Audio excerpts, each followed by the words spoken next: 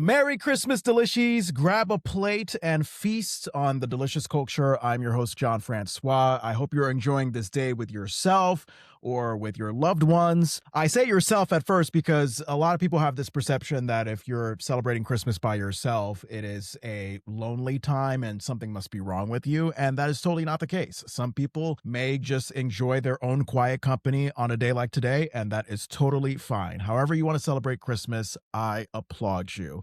And especially if you don't want to give in to the pressure of gift giving, that is wonderful. All my life, of course, when I was a child, I wanted Christmas gifts like anybody else. So coming from a Christian family and having that gift giving commercialism pressure, we always had giving each other gifts. And then it got to a point, maybe a few years ago, where I was tired of being saddled with credit card debt, trying to buy the perfect gift for family members, for friends, for my spouse. And to be able to get to a point where it's like, all right, I am done buying gifts for people. I know that one point me and my family decided that we weren't going to get gifts for each other anymore. And we were going to do like a Secret Santa thing where we would get like one gift for just one person. But even at that, we all grow up, pretty much me, my sister, cousins, aunt, uncle, mom, my brother, like all of us are adults. We've reached that point where we don't really want anything, and just bonding with each other is enough. My wife also joins us in that brood, and we are content with just being with each other and dressing up in our Christmas pajamas that my cousin Sarah likes to pick out for everybody. We have our Christmas dinner. We have the Christmas decorations up. Maybe we watch football or watch a concert on Netflix. And that's enough. And I love that that's enough, because as it's very expensive to do anything in America.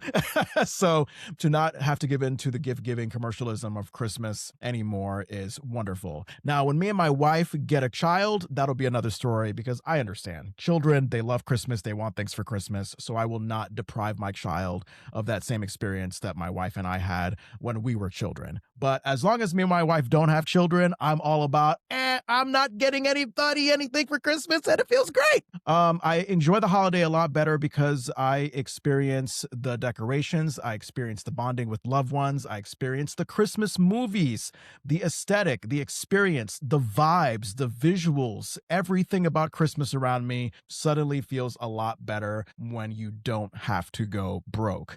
And I gotta recommend Christmas movies specifically that I would recommend you watch. Does that make sense? Yeah, maybe. I don't know. I'm just kind of talking because I'm just a crazy buffoon right now. But the Christmas dinner we're going to have this episode is just talking about how delicious these specific Christmas movies is. And I will give you one Christmas movie that I don't recommend. So wait for the end for that. Now, we're going to leave aside all the classics that you already know. Elf, It's a Wonderful Life, Jim Carrey's How the Grinch Stole Christmas, Home Alone. You don't need to be told that these are classics. It's fine. We're going to leave those out of the way and make space for the movies that you may not know specifically, movies that have come out in like the last 3 years or so. For example, Champagne Problems. Oh my God, have you seen that movie on Netflix that came out this year? It stars Minka Kelly from one of my favorite TV shows, Friday Night Lights, which is like 20 years old. Minka Kelly looks pretty much the same. It's amazing. And this is about an executive, Minka, that travels to France to secure the acquisition of a renowned champagne brand before Christmas. But her plans are upended when she falls into a whirlwind romance with a charming Parisian. I won't say more because I don't want to spoil it for you, even though I'm sure when you watch it, you'll know kind of like the plot twist that happens. Now, there's 27 minutes of this movie left for me and my wife. We haven't finished it yet, but I love this movie. It's very sweet and quiet for the majority that we have watched so far. I will say that it gives me the earnest vibe that this and other movies that I'm going to mention give, that I would love to see more and more of in Christmas movies. Yes, I understand. Your Netflix, your HBO, your streaming services, they're going to take a satirical wink wink look at how cheesy Christmas movies are. And those can be fun, but at a certain point, you tend to see the sort of defense mechanism and cynicism behind satire, and you're looking for just something wholesome and genuine and earnest, and Champagne Problems is one of those movies. So I highly recommend that.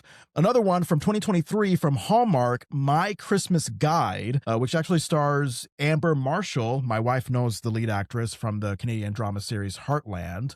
So there you go. If you love Heartland, you'll probably love Amber in this movie, which is about a college professor connecting with a guide dog trainer after losing his eyesight and adopting a seeing eye dog. Now, my wife, Tony, she is a veterinary technician. And for those of you that are like, oh, wait, she is in charge of cows? No, smaller domestic animals like dogs and cats. So my wife knows everything there is to know about dogs, and anytime we watch a dog movie together like this one, she will just kind of cynically point out the inaccuracies, the inappropriateness that happens. Like, for example, like when the scene in this Christmas Guide movie where the guide dog trainer is giving a brochure to the professor's daughter's school teacher, and my wife just being like, that's not appropriate to be presumptuous like that. That shouldn't happen. Boundaries. So it's funny because I'm just coming from the place of, oh my God, this is a wholesome, wonderful Christmas dog movie, and my wife is just like, yeah, this shouldn't happen in real life, that shouldn't happen in real life, but I think overall we still enjoyed it together in some respect, right? I think so. Another movie from Hallmark that actually came out this year, 2025, We Met in December. After a magical night sharing hopes, dreams, and a perfect kiss, strangers Annie and Dave lose each other with no way to connect. They embarked on a quest to find each other by Christmas. So basically, if these two that just found each other, fell in love at a hotel, had a nice night together, if they had just exchanged contact info with each other before they left for their respective flights, we wouldn't even have this movie. But of course, they just did not give each other contact information in the year 2025. And I guess, you can't find them on social media because they're just generic white people named Dave and Kelly, whatever the fuck their names are. Oh, Annie and Dave. I'm sorry. Generic white people called Annie and Dave in Chicago. So yes, it would be very hard to find the specific Annie and Dave that they're respectively looking for. So this movie was like kind of a fun game of cat and mouse. Like, oh my God, like they're so close to finding each other. They're both in the same building, but one is coming out as one is coming in. It's that kind of movie. And my wife, of course, is just like, God, you're just so close. Like she's like almost legitimately frustrated, and I'm amused by that. And I know that this is what makes the 90-minute movie, is the fact that they're almost there. They're in the same room, but they always miss each other until they don't at the end of the movie, yada, yada, yada. So there you go. I recommend that. We Met in December, Hallmark from this year. It is a really good movie. It was the one that made me want to get the free trial on Hallmark Plus that only lasts for 1 week, and then they charge you $7.99 a month. Wink, wink. If you want to not pay Hallmark Plus any money, then just sign up and then cancel at the same time, and then you will have your 1 week free without them charging you, and you forgot that you were being charged. So One Delicious Christmas is from Discovery Plus. That's from 2022. I highly recommend that one. It's about Abby, who struggles to run her family's inn and restaurant during the busy holiday season. She partners with hotshot chef Preston to refresh the menu and secure a key investment, leading to culinary creativity and the warmth of newfound romance.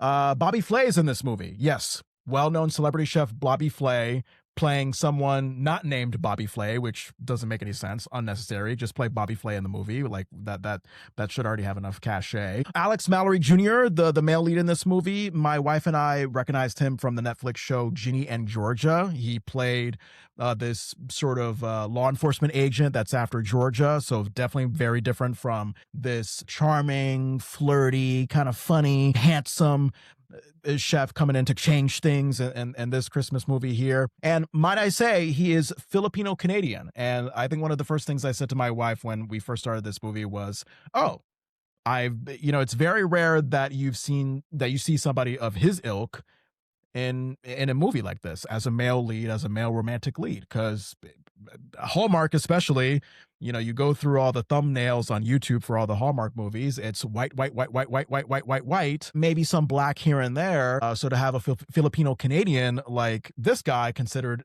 to be a handsome romantic Christmas movie lead. It warms my heart. So there you go. Take with that what you will. And yeah, business partners being romantic, mixing the professional with the personal. I know in real life that can cause more problems than solutions. But I did love the playful, fun, will they, won't they kind of chemistry of the two leads in this movie.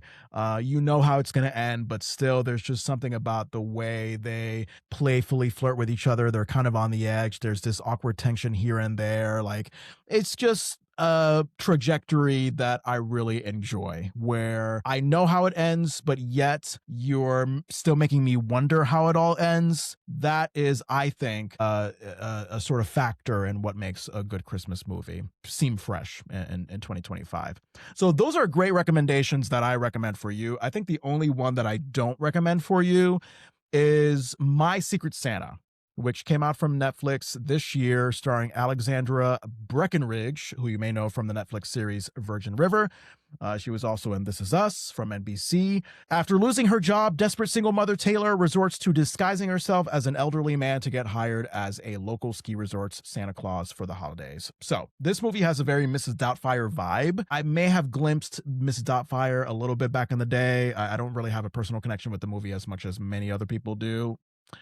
I enjoy Virgin River, and I do understand from a podcast interview that Alexandra gave to, I think, Tommy D'Addario, that she wanted to challenge herself as a character actor.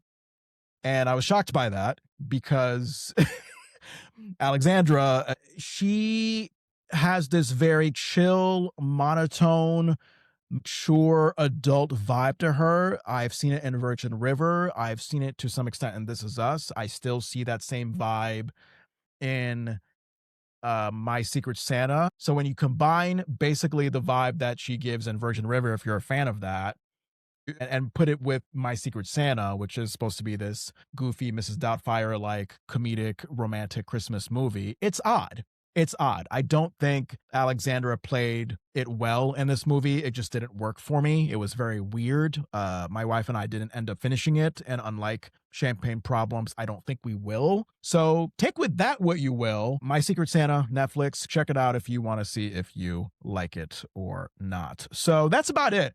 For Christmas movie stuff, Delishees. And Merry Christmas. If you're listening to this today, Christmas Day, pretty much the last day you would probably want to watch these kind of movies. Even though the days after leading up into the new year, my wife and I were still enjoying Christmas movies. I remember there was like a country musician Christmas movie that we enjoyed on like New Year's Eve. So Christmas movies don't necessarily have to stop at Christmas Day. You do with that what you will. But by the new year, if you're still watching it, then you need help. Okay? Okay. Listen to The Delicious Culture wherever you get podcasts. We're on Apple, Spotify, iHeart, Amazon, SiriusXM, YouTube, wherever you get your podcasts. If you like what you hear, please leave a 5-star review or a 5-star rating rather on Spotify. Leave a review on Apple Podcasts. Email thedeliciousculture@gmail.com if you have any questions, concerns, comments, feedback, whatever. At The Delicious Culture on Instagram, YouTube, TikTok. Follow, subscribe, comment, like, share. It means a lot. You can follow me personally on TikTok at Jon Francois Presents. If you want me to talk about things like pink registration forms and how they should be white permanently, like, I don't know, stupid shit like that, follow me on TikTok at Jon Francois Presents. And enjoy your Christmas. Enjoy your New Year. I think the next time we'll see each other is maybe the day before the New Year. No, actually, no. Next episode will be on New Year's Day. I'll try to come up with something that makes sense for the first day of 2026. So until then, let deliciousness ring.